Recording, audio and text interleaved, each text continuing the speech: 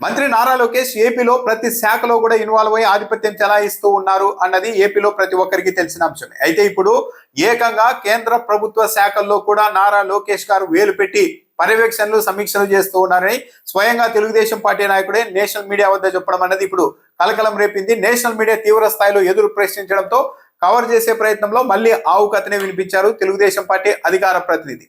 ఇండిగోకు సంబంధించిన వివాదం నడుస్తోంది ఇప్పుడు దేశవ్యాప్తంగా. దేశ విమానయాన రంగంలో ఏకంగా 64% వాటాని సొంతం చేసుకున్న ఇండిగో ఏకంగా కేంద్ర ప్రభుత్వాన్ని బ్లాక్మెయిల్ చేయబోయింది. డీజీసీఐ విధించిన కొత్త నిబంధనల్ని అమలు చేయడం ఇష్టం లేక కావాలని ఉద్దేశపూర్వకంగానే ఒక క్రైసిస్ ని సృష్టించింది అన్న ఒక విమర్శ ఆరోపణ ఉంది. అత్యంత బలమైన మేనేజ్మెంట్ టీం ఉన్నప్పటికీ కూడా ఈ కొత్త నిబంధనల కారణంగా రాబోయే పరిస్థితులు ఏంటి అన్నది ఇండిగో సంస్థ ఊహించలేదు. అంటే ఎవరు నమ్మడం లేదు. కావాలనే ప్రభుత్వాన్ని బెండ్ చేయాలనుకుంది. చివరకు ప్రభుత్వమే దిగి వచ్చి ఈ కొత్త నిబంధనల్ని ఇండిగోకు వచ్చే ఏడాది ఫిబ్రవరి వరకు సడలించేసింది. అంటే కేంద్ర ప్రభుత్వమే ఒక రకంగా ఈ బ్లాక్ మెయిల్ కి దిగి వచ్చింది అన్న అభిప్రాయం వ్యక్తమవుతోంది. గతంలో పైలట్లకు సంబంధించి వారంలో 36 గంటల విశ్రాంతి సమయం ఉండేది. కానీ ఎక్కువ ప్రమాదాలు జరుగుతూ ఉండడం, పైలట్లు అలసిపోతూ ఉండడం, ప్రయాణికుల ప్రాణాలకు రిస్క్ ఉండడంతో ఆ విశ్రాంతి సమయాన్ని 48 గంటలకి కొత్త నిబంధనలో డీజీసీఏ చేర్చింది. అంటే వారంలో కనీసం 2 రోజులు తప్పనిసరిగా విశ్రాంతి తీసుకోవాలి అన్నది. గతంలో ఒక పైలట్ డ్యూటీ ఎక్కిన తర్వాత డ్యూటీ దిగే లోపు రాత్రి వేళల్లో విమానాన్ని 6 సార్లు ల్యాండింగ్ చేసేందుకు అవకాశం ఉండేది.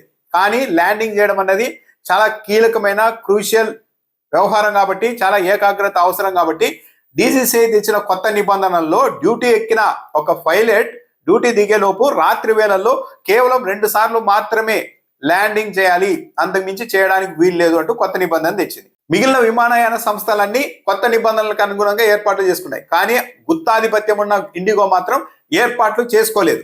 ఈ కొత్త నిబంధనల ప్రకారం అమలు చేస్తే మరో 20 నుండి 30% మంది పైలట్లు అదనంగా కావాల్సి ఉంటుంది. ఇండిగో సంస్థ తగిన ఏర్పాట్లు చేసుకోకపోవడంతో ఒక్కసారిగా క్రైసిస్ వచ్చేసింది.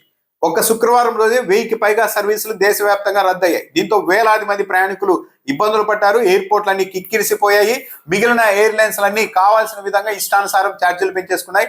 ఇదంతా ఒక పెద్ద గందరగోళానికి దారితీసింది. దీనిపైన కారణం ఎవరు అన్న దానిపైన అటు ఇండిగో సంస్థ పైన విమర్శలు వస్తున్నాయి. కేంద్ర పౌర విమానయాన శాఖ మీద, డీజీసీఐ మీద కూడా విమర్శలు వస్తున్నాయి. ప్రధానంగా డీజీసీఏ నిర్లక్ష్యంగా వ్యవహరించింది అన్న ఆరోపణలు కూడా వస్తున్నాయి.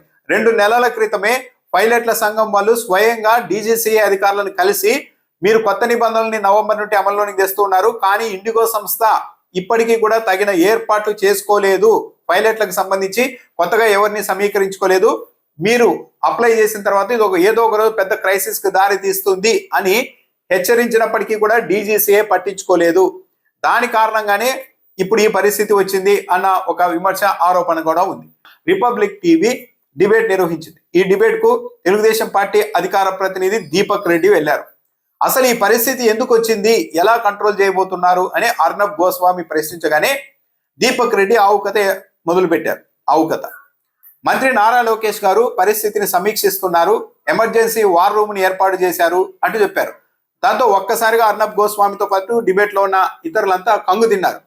అర్నబ్ గోస్వామి ప్రశ్నించారు, నారా లోకేష్ రాష్ట్ర మంత్రి కదా, ఆయన ఏ హోదాలో కేంద్ర ప్రభుత్వ పరిధిలోని పౌర విమానయాన శాఖ మీద సమీక్ష చేస్తున్నారో సమాధానం చెప్పండి అంటూ ప్రశ్నించారు. లేదు, అసలు నారా లోకేష్ ఎందుకు వచ్చారు, ఆయన ఒక రాష్ట్ర మంత్రి, ఈ అంశంలోనికి ఎందుకు ఇన్వాల్వ్ అయ్యారు, ఆయన ఎలా వార్ రూమ్ ఏర్పాటు చేసి సమీక్షిస్తున్నారో సమాధానం చెప్పండి అనేసరికి గొంతు సవరించుకున్న దీపక్ రెడ్డి, లేదు పిఎంఓ సమీక్ష చేస్తోంది, ఎమర్జెన్సీ వార్ రూమ్ ను ఏర్పాటు చేసి కేంద్ర పౌర విమానయాన శాఖ మంత్రి రామ్మోహన్ నాయుడు సమీక్ష చేస్తూ ఉన్నారు అని చెప్పారు. అంతటితో నాగారంటే మళ్ళా ఆవు కథ దగ్గరకు వచ్చేసారు. మా పార్టీ తరఫున నారా లోకేష్ గారు కూడా సమీక్ష చేస్తున్నారు, పర్యవేక్షిస్తున్నారు అని చెప్పారు. దాంతో అర్నబ్ గోస్వామి మళ్ళీ ప్రశ్నించారు, ఒక రాజకీయ పార్టీ నాయకుడు, ఒక రాష్ట్ర మంత్రి ఏ హోదాలో కేంద్ర పౌర విమానయాన శాఖ మీద పర్యవేక్షణ చేస్తారు, ఆయన పర్యవేక్షణ చేయడం వల్ల ఏంటి ఉపయోగం అని ప్రశ్నించేసరికి దీపక్ రెడ్డి దగ్గర నుండి సౌండ్ లేదు. ఆయన ఇంకో విషయం కూడా చెప్పారు, తెలుగుదేశం పార్టీ మంత్రి కదా కేంద్ర పౌర విమానయాన శాఖ మంత్రిగా ఉన్నది అని అర్నబ్ గోస్వామి అంటే అవును అంటూనే, ఒక ప్రైవేట్ సంస్థ కేంద్ర ప్రభుత్వాన్ని బ్లాక్మెయిల్ చేస్తోందా అంటే దీపక్ రెడ్డి ఎగ్జాక్ట్లీ అన్నారు. అవును, ఖచ్చితంగా కేంద్ర ప్రభుత్వాన్ని ప్రైవేట్ విమానయాన సంస్థ బ్లాక్మెయిల్ చేస్తోందని కూడా చెప్పేశారు. సో రాష్ట్ర పరిధిలోని అన్ని శాఖలనే కాదు, కేంద్ర ప్రభుత్వ పరిధిలో ఉన్న శాఖల్ని కూడా, తెలుగుదేశం పార్టీ మంత్రులు నిర్వహిస్తున్న శాఖల్ని కూడా అత్యంత సమర్థుడు, టాలెంట్ ఉన్న వ్యక్తి అని చెప్పుకుంటున్న రామ్మోహన్ నాయుడు శాఖను కూడా నారా లోకేష్ గారే శాసిస్తున్నారు తెర వెనుక. ఆయనే దీని అన్నింటినీ పర్యవేక్షిస్తున్నారు అని స్వయంగా నేషనల్ మీడియా వద్ద తెలుగుదేశం పార్టీ అధికార ప్రతినిధి చెప్తూ ఉన్నారంటే నారా లోకేష్ కేవలం తన శాఖలకు పరిమితం కావడం లేదు, అన్ని శాఖల్లోనికి, ముఖ్యమంత్రి కాకపోయినప్పటికీ అన్ని శాఖల్లోనికి జోక్యం చేసుకుంటున్నారు. ప్రధానమంత్రి కాకపోయినప్పటికీ కూడా కేంద్ర ప్రభుత్వ పరిధిలోని శాఖల్లోనికి కూడా ఇన్వాల్వ్ అవుతూ ఉన్నారు అని స్వయంగా అధికారికంగా తెలుగుదేశం పార్టీ అధికార ప్రతినిధి చెప్తున్నారు. మరి దీన్ని ఏ విధంగా సమర్థించుకుంటారు తెలుగుదేశం పార్టీ వాళ్ళు?